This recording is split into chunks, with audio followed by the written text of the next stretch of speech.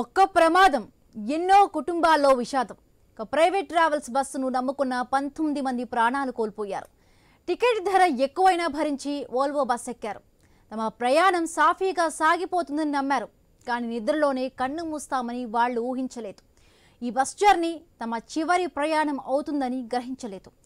కర్నూలు సమీపంలోని బస్సు తగలబడ్డ దుర్ఘటన ఎన్నో కుటుంబాలకు తీరని వేదన మిగిల్చింది.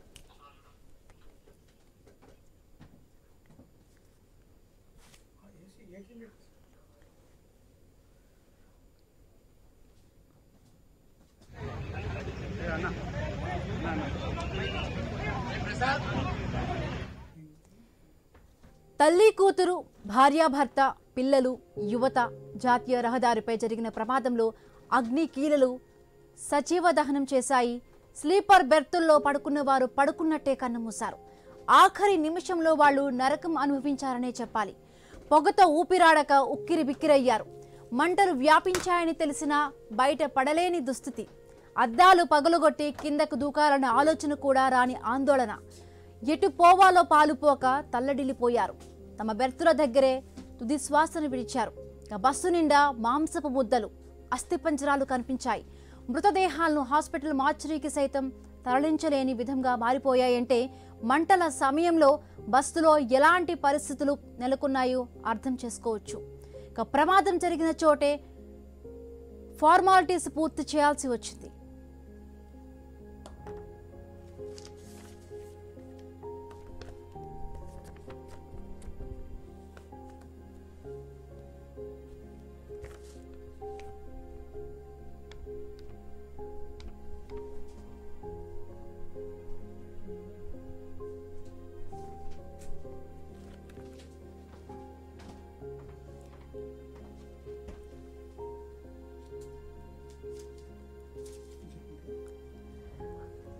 బస్సు ప్రమాదంలో మృతి చెందిన వారి కుటుంబాల నుంచి డిఎన్ఏలు సేకరించారు. మృతదేహాలు గుర్తుపట్టలేని విధంగా ఉండడంతో డిఎన్ఏ పరీక్షల ద్వారా గుర్తించి వారి కుటుంబ సభ్యులకు అప్పగించే ప్రయత్నం చేస్తున్నారు. ఇప్పటికే 19 మృతదేహాలకు పోస్టుమార్టం పూర్తయింది. ఘటనా స్థలానికి తెలంగాణ ప్రభుత్వం స్పెషల్ ఆఫీసర్ను పంపింది. మృతుల కుటుంబాలతో సమన్వయం చేసేందుకు స్పెషల్ ఆఫీసర్కు బాధ్యతలు అప్పగించారు. బస్సు దగ్ధమైన సమయంలో 3000 డిగ్రీల ఉష్ణోగ్రత ఉన్నట్లుగా గుర్తించారు. హైదరాబాద్ నుంచి బెంగళూరు వెళుతూ ఉండగా ఈ ప్రమాదం జరిగింది. 2 పిల్లలు సహా 19 మంది మృతి చెందారు. మృతుల్లో 6 ఏపీ, 6 తెలంగాణ వాసులు ఉన్నట్లుగా గుర్తించారు.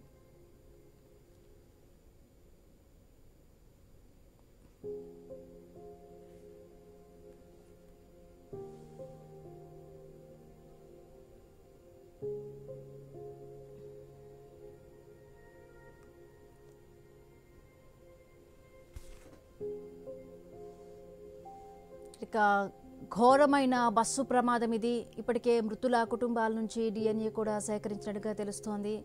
ఇప్పటివరకు 19 మృతదేహాలకు కూడా పోస్టుమార్టం పూర్తయినట్టుగా ఇన్ఫర్మేషన్ వస్తోంది. రైట్, అక్కడి నుంచి మరింత ఇన్ఫర్మేషన్ మా కరెస్పాండెంట్ కిషోర్ అందిస్తారు. కిషోర్, అక్కడ సిచ్యువేషన్ ఏ విధంగా ఉంది? అసలు మృతుల కుటుంబాల నుంచి కూడా డిఎన్ఏ సేకరించలేని స్థితిలో కూడా ఈ దుర్ఘటన జరిగింది. హిమబిందు, ఈ యొక్క కర్నూలు వద్ద చిన్నటేకూరు వద్ద జరిగినటువంటి రోడ్డు ప్రమాదంలో పూర్తి స్థాయిలో కూడా బస్సు మొత్తం ప్రైవేట్ ట్రావెల్స్ బస్సు అయినటువంటి వోల్వో బస్సు పూర్తిగా కాలిపోయిన పరిస్థితి. ఇది ఈ దుర్ఘటనలో మృతి చెందినటువంటి 19 మంది మృతదేహాలను అధికారులు గుర్తించారు. అయితే ఫోరెన్సిక్ నిపుణులు ఆ యొక్క బాడీలను బయటికి తీసి వాటికి ఘటనా స్థలంలోనే పంచనామా నిర్వహించి వాటి నుంచి డిఎన్ఏ శాంపిల్స్ ను కూడా సేకరించిన పరిస్థితి ఉంది. అయితే పూర్తి స్థాయిలో ఈ 19 మంది ఎవరైతే మృతి చెందారో వారు అటు తెలంగాణ, ఏపీకి సంబంధించినటువంటి వారిని కొంతమందిని, అంటే ఎంతమంది చనిపోయారన్నది గుర్తించారు. ఒక 7 మంది తెలంగాణ వాళ్ళు, ఏపీ నుంచి 6 మంది ఉన్నట్టుగా గుర్తించారు. అయితే మిగిలిన వారు ఇతర రాష్ట్రాలకు చెందిన వారిగా చేస్తున్న పరిస్థితి ఉంది. అయితే పూర్తి స్థాయిలో కూడా ఈ యొక్క ఘటనా స్థలానికి సంబంధించి ఏపీ మంత్రులు, అటు రవాణా శాఖ మంత్రి, ఇటు హోంమంత్రి, మిగతా ముఖ్యమైన నేతలందరూ కూడా సందర్శించిన పరిస్థితి. మృతుల కుటుంబాలకు అండగా ఉంటాము, గాయపడిన వారికి పూర్తి చికిత్సను అందిస్తామని చెప్పారు. అలాగే తెలంగాణకు సంబంధించినటువంటి మంత్రి జూపల్లి కృష్ణారావు కూడా కొద్దిసేపటి క్రితమే ఇక్కడ సంఘటనా స్థలాన్ని సందర్శించారు. ఆయన కూడా చెప్తున్నది అదే, పూర్తి స్థాయిలో డ్రైవర్ నిర్లక్ష్యం వల్ల మాత్రమే ఇక ప్రమాదం జరిగింది. అయినప్పటికీ కూడా ఈ మొత్తానికి కూడా ట్రావెల్స్ యాజమాన్యం బాధ్యత వహించాలి. పెద్ద స్థాయిలో మృతుల కుటుంబాలకు నష్టపరిహారం సంస్థ ద్వారా చెల్లించాలి. అయితే తెలంగాణ ప్రభుత్వం కూడా తన వంతుగా ముఖ్యమంత్రి రేవంత్ రెడ్డి అనౌన్స్ చేశారు. మృతుల కుటుంబాలకు 5 లక్షల రూపాయలు, 2 లక్షల రూపాయల క్షతగాత్రులకు 2 లక్షల రూపాయల నష్టపరిహారాన్ని ప్రకటించారని జూపల్లి కృష్ణారావు చెప్పిన పరిస్థితి ఉంది.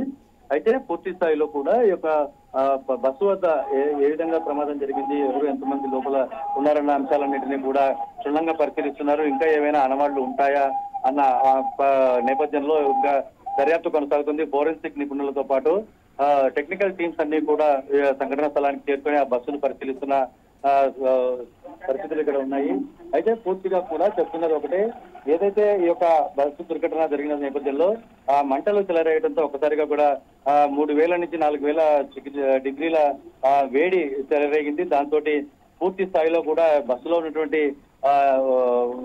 ఐరన్ తో పాటు మనుషులంతా బాడీస్ అన్ని కూడా పూర్తి స్థాయిలో బర్న్ అయిపోయిన పరిస్థితి ఉంది. కాబట్టి ఎవరిని కూడా ఆనవాళ్లు గుర్తించలేని పరిస్థితిలో ఉన్న నేపథ్యంలో పంచనామా నిర్వహించి వారి యొక్క DNA శాంపిల్స్ సేకరించారు. అయితే ఎవరైతే ఈ యొక్క బస్సులో టికెట్లను బుక్ చేసుకుంటారో వాళ్ళ మొబైల్ ఫోన్స్ కూడా బస్సు ప్రమాదంలోనే పూర్తి స్థాయిలో దగ్ధమైపోయిన నేపథ్యంలో ఎవరైతే తమ బంధువులు మిస్సింగ్ అయ్యారని చెప్పి ఇక్కడికి వస్తారో ప్రత్యేక అధికారులను నియమించిన నేపథ్యంలో వారిని సంప్రదిస్తే వారి నుంచి కూడా శాంపిల్స్ సేకరించి DNA మ్యాచింగ్ చేసి వారికి సంబంధించినటువంటి బంధువుల మృతదేహాలను వారికి అప్పచెప్పేందుకు పూర్తి స్థాయిలో కూడా అన్ని ఏర్పాట్లు చేశామని చెప్పారు. అయితే ఈ మొత్తం వ్యవహారం అంతా కూడా ఇటు ఏపీ తెలంగాణ గవర్నమెంట్ సంబంధించినటువంటి అధికారులంతా సమన్వయంతో ఏర్పాటు చేస్తాం. వారికి సంబంధించిన హెల్ప్ లైన్ నెంబర్లను కూడా ఇచ్చామని చెప్పి చెప్తున్న పరిస్థితి. వాటికి సంబంధించిన నెంబర్లను కూడా ఇక్కడ సంఘటనా స్థలంలో బోర్డు వేసి మరి హెల్ప్ లైన్ నెంబర్లను డిస్ప్లే చేశారు. అయితే మొత్తంగా ఇప్పటికే కూడా చాలా మంది మృతుల కుటుంబాలు సంబంధించినటువంటి బంధువులు అందరూ కూడా ఇక్కడికి వస్తూ ఉన్నారు.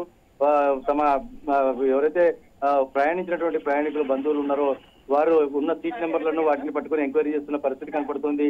పూర్తి స్థాయిలో కూడా మిస్సింగ్ అయిన వాళ్ళ యొక్క ఆనవాళ్లు అన్నది లేదు. ఎందుకంటే ఇంతమంది జీవించి ఉన్నారు, ఇంతమంది మృతి చెందారు 19 మంది అని ఒక నెంబర్స్ చెప్తున్న అధికారులు వాళ్ళ పేర్లను ఇంతవరకు అధికారికంగా నిర్ధారించకపోవడంతో, అంటే బ్రతికున్న వాళ్ళ పేర్లను కూడా అధికారికంగా ఇంతవరకు రిలీజ్ చేయని నేపథ్యంలో అందరికీ కూడా ఒక కన్ఫ్యూజన్ ఏర్పడుతుంది.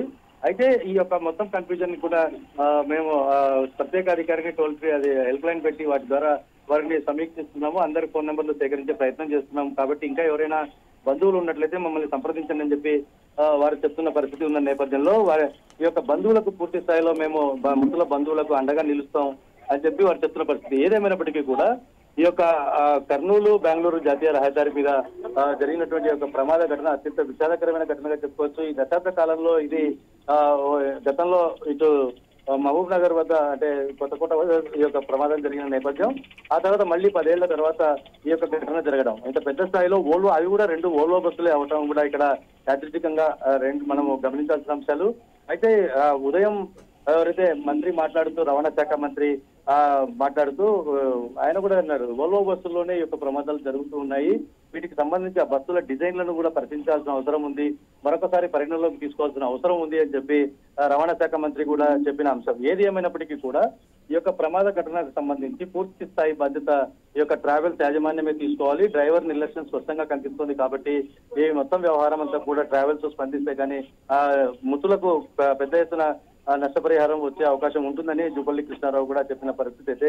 అంటే కిషోర్, ఇప్పుడు గాయపడిన వారిని అప్పటికే హాస్పిటల్ కొంతమందిని తరలించారు. బట్ వాళ్ళ సిచ్యువేషన్ ఏ విధంగా ఉంది అంటే, ఈ ప్రమాదం జరిగినప్పుడు అంటే 3000 డిగ్రీల సెల్సియస్ అంటే మనం ఊహించుకోవచ్చు ఇది ఎంత పెద్ద ప్రమాదమో. అదేవిధంగా కూడా అంటే ఇప్పుడు DNA సేకరించడం కూడా ఒక రకంగా కష్టంగా ఉంది. ఒకవైపు వాళ్ళ కుటుంబ సభ్యులను కోల్పోయిన వారు, బట్ వాళ్ళకి కరెక్ట్గా కూడా వీళ్ళదే ఒక ఏదైనా ఒక బాడీని కానీ వాళ్ళకి అప్పగించాలంటే డెఫినెట్గా కూడా DNA టెస్టులు చేయాలి. సో అది కూడా ఇప్పుడు క్లిష్టమైన పరిస్థితి. ఈ నేపథ్యంలో మరి ఎటువంటి చర్యలు తీసుకుపోతున్నారు? ఈ మొత్తం ఈ ప్రాసెస్ అంతా కూడా ఎప్పటికల్లా ఫినిష్ అయ్యే ఛాన్స్ ఉంది? అంటే మనకు ఈ యొక్క DNA రిపోర్ట్లను సేకరించడానికి ఏదైతే మృతదేహాలు బస్సులో దొరికాయో ఈ మృతదేహాలకు సంబంధించినటువంటి DNA శాంపిల్స్ ఆల్రెడీ ఇప్పటికే సేకరించారు. వాటిని ల్యాబ్స్ కు పంపించి ఆ రిపోర్ట్స్ వస్తాయి. అయితే ఎవరైతే తమ బంధువులు మిస్ అయ్యారంటూ ఇటు హెల్ప్ లైన్ ద్వారా కానీ కాంటాక్ట్ నెంబర్ల వల్ల కానీ దొరికిన వాళ్ళ పేరెంట్స్ యొక్క DNA నమూనాలను కూడా సేకరించేందుకు ప్రత్యేకమైనటువంటి ఏర్పాట్లు కర్నూలు ఆసుపత్రిలో ఏర్పాటు చేశారు. ప్రభుత్వ ఆసుపత్రిలో ఏదైతే ఈ మృతదేహాలన్నీ కూడా అక్కడికే మార్చరికి తరలించిన పరిస్థితి. కాబట్టి ఎవరైతే మృతుల బంధువులు ఉంటారో వారి నుంచి ఈ యొక్క డిఎన్ఏ శాంపిల్స్ ని సేకరించి ఏదైతే లభ్యమైనటువంటి మృతదేహాల యొక్క డిఎన్ఏ శాంపిల్స్ తోటి మ్యాచ్ చేయడం జరుగుతుంది. కాకపోతే ఇది కొంత లెంగ్తీ ప్రాసెస్ ఉంటుంది. మాక్సిమం 2 to 3 days పట్టే అవకాశం ఉందని స్థానికంగా ఉన్నటువంటి అధికారులు చెప్తున్న పరిస్థితి కనపడుతోంది. అయితే మొదటగా మృతుల శాంపిల్స్ రావాలి, ఆ తర్వాత ఇక్కడ ప్యారలల్ గా కూడా ఏదైతే పేరెంట్స్ కానీ బంధువులు ఉంటారో వారి నుంచి శాంపిల్స్ సేకరించి బ్లడ్ రిలేషన్స్ ఉన్న వాళ్ళ నుంచి శాంపిల్స్ సేకరించి ఆ తర్వాత మళ్ళీ వాటిని మ్యాచ్ చేసి మృతుల కుటుంబాలకు వారి మృతదేహాన్ని అందజేసే అవకాశం ఉంటుంది. అయితే ఇక్కడ మనం గమనించాల్సింది ఏంటంటే మనము fire accident, Indian airlines fire accident జరిగినప్పుడు ఏ విధంగా అయితే మృతదేహాలు మొత్తం కాలి ముద్దగా మారిపోయాయో ఆనవాళ్ళు ఉన్నవి లేకుండా కేవలం స్కల్స్ బోన్స్ మాత్రమే మిగిలాయి. సో కాబట్టి ఇలాంటి సందర్భంలో ఎవరిని గుర్తించేటటువంటి ఆస్కారమే లేని పరిస్థితి ఇక్కడ మనకు బస్ ప్రమాదంలో కూడా చోటు చేసుకుంది.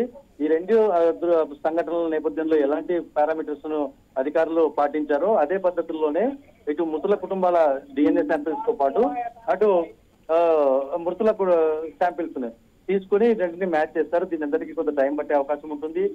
2 రోజులు పడుతుందా 3 రోజులు పడుతుందా అన్నది డిపెండ్స్ అయి ఉంటుంది. కాబట్టి అంటే ఇక్కడ మనకున్నది మొత్తంగా 19-20 మందే కాబట్టి త్వరగానే అయిపోతుంది. అయితే అధికారులు మాత్రం దాన్ని ఈ రోజు సాయంకాలానికి ఒక క్లారిటీ ఇస్తామని చెప్తున్న పరిస్థితి అయితే ఇక్కడ నెలకొని ఉంది. Right, thank you Kishore, thanks for the updates.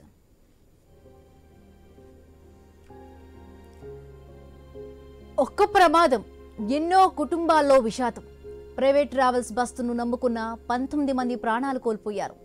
Ticket ధర ఎక్కువైనా భరించి వోల్వో బస్ ఎక్కారు. తమ ప్రయాణం సాఫీగా సాగిపోతుందని నమ్మారు. కానీ నిద్రలోనే కన్ను మూస్తామని వాళ్లు ఊహించలేదు. ఈ బస్ జర్నీ తమ చివరి ప్రయాణం అవుతుందని గ్రహించలేదు.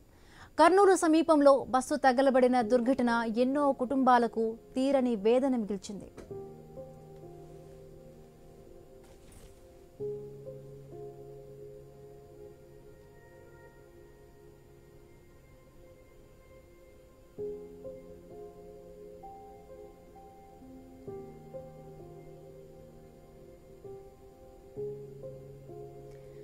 జాతీయ రహదారిపై జరిగిన ప్రమాదంలో అగ్ని కీలలు సజీవ దహనం చేశాయి.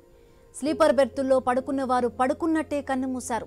ఆఖరి నిమిషంలో వాళ్లు నరకం అనుభవించారనే చెప్పాలి. పొగతో ఊపిరాడక ఉక్కిరి బిక్కిరయ్యారు. మంటలు వ్యాపించాయని తెలిసినా బయట పడలేని దుస్థితి. అద్దాలు పగులగొట్టి కిందకు దూకాలన్న ఆలోచన కూడా రాని ఆందోళన.